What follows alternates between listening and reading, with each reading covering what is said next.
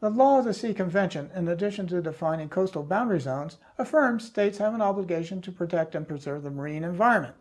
They shall take all measures possible to prevent, reduce, and control pollution that endangers rare or fragile marine ecosystems and habitats of depleted or threatened marine species. This includes pollution that enters waters from the shore, pipelines, cables, vessels, or atmosphere.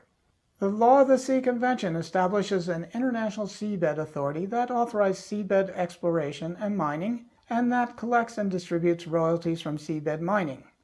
The United States strongly objected to some of these provisions and refused to ratify the treaty. Nevertheless, the United States considers most of the treaty as customary international law.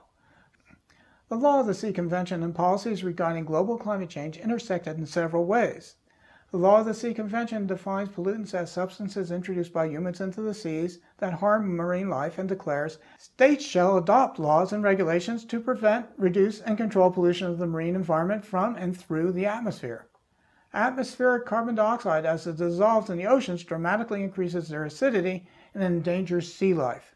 Therefore, the Law of the Sea Convention provides another argument for the United States to reduce greenhouse gas emissions.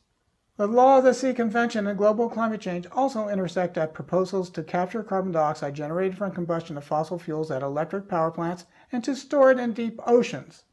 Unfortunately, storing even a small percentage of the potential carbon dioxide emissions in the oceans would significantly alter water oxygen availability and pH. This would threaten fragile deep-sea ecosystems and therefore violate the Law of the Sea Convention. Any major implementation of carbon capture and offshore storage would require amendment of this treaty.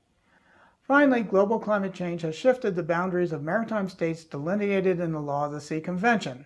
With rising sea levels and melting polar ice, additional waters have opened to navigation and to extraction of natural resources.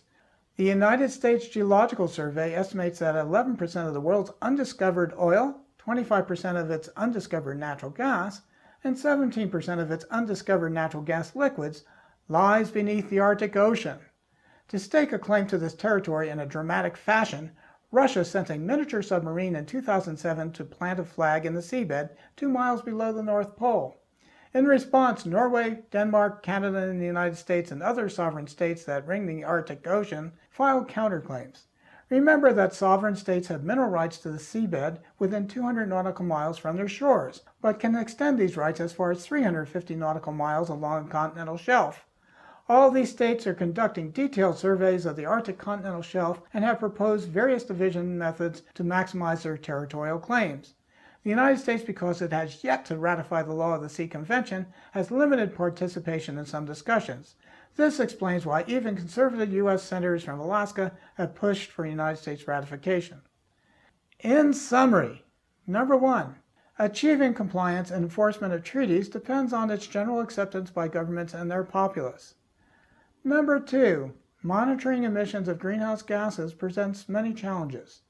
Number 3, 3 treaties that influence international policies about global climate change are the United Nations Law of the Sea, Montreal Protocol on substances that deplete the ozone layer, and Kyoto Protocol to the Framework Convention on Climate Change.